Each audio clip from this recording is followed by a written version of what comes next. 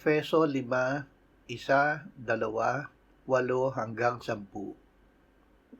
Kaya kayo'y tumulad sa Diyos gaya ng mga anak na minamahal, at lumakad kayo sa pag-ibig gaya ng pag-ibig ni Kristo sa atin, at ibinigay ang kanyang sarili para sa atin bilang handog at alay sa Diyos upang maging samyo ng masarap na amoy.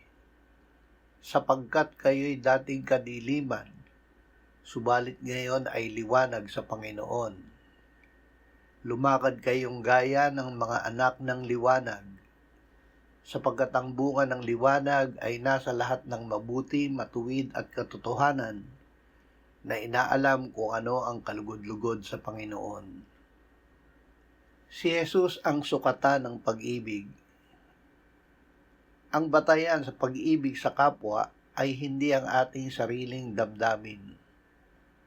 Ang batayan ay ang pag-ibig ni Kristo sa atin. Ibinigay niya ang kanyang sarili bilang alay na kabayaran sa ating mga kasalanan.